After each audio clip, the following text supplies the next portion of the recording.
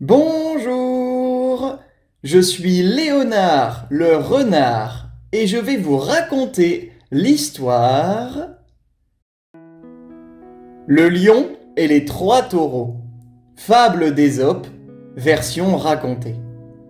Il était une fois, dans une vaste prairie verdoyante bordée de collines et de forêts, trois puissants taureaux qui vivaient ensemble. L'un était noir comme la nuit, l'autre blanc comme la neige, et le troisième roux comme la terre chauffée par le soleil. Ces trois taureaux étaient inséparables. Ils broutaient côte à côte, se déplaçaient toujours ensemble, et surtout, ils se protégeaient les uns les autres. Car dans cette région vivait un lion redoutable, fort, rusé et affamé. Il observait souvent les trois taureaux. Il rêvait de s'en faire un bon repas. Mais chaque fois qu'il s'approchait, les taureaux se mettaient dos à dos, formant un cercle solide, leurs cornes pointées vers l'extérieur. Impossible pour le lion d'attaquer. Il grognait, tournait autour d'eux, puis repartait frustré. Tant qu'ils restent unis, je ne pourrai rien faire, pensa-t-il. Alors le lion eut une idée sournoise, une idée dangereuse. Il décida de les diviser. Un jour, il s'approcha discrètement du taureau noir, à l'écart, et lui murmura dans l'oreille. « Dis-moi, as-tu remarqué que les deux autres te regardent avec méfiance ? Ils disent que ta couleur attire les dangers. » Le taureau noir, troublé, commença à douter.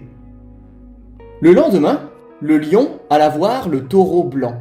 « Tu sais, les autres parlent de toi.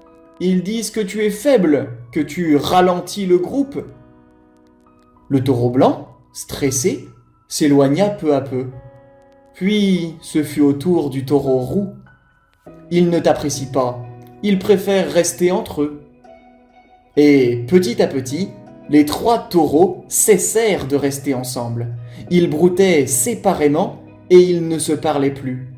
Et surtout, ils n'étaient plus unis. Le lion attendit le bon moment et un jour, il attaqua. Seul, le taureau noir ne put se défendre longtemps. Le lion le terrassa. Puis, ce fut le tour du taureau blanc. Isolé et sans aide, il succomba à son tour. Enfin, le dernier taureau, le roux, comprit trop tard son erreur. Mais il était déjà seul, et le lion l'emporta également. Ainsi, celui qui n'avait jamais pu les vaincre lorsqu'ils étaient ensemble, les vainquit facilement une fois séparés. Morale de l'histoire. Ceux qui se laissent diviser deviennent vulnérables face au danger. Ensemble, on est plus fort que seul.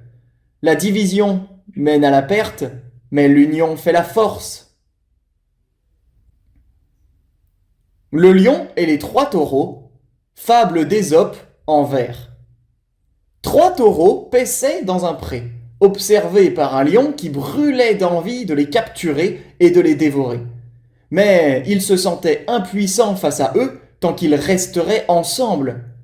Aussi, par de faux murmures et des insinuations malveillantes, il commença à semer la jalousie et la méfiance entre eux.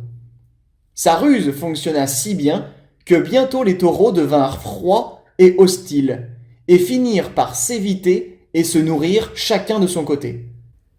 À peine le lion s'en est-il aperçu, qu'il fondit sur eux un à un et les tua tour à tour.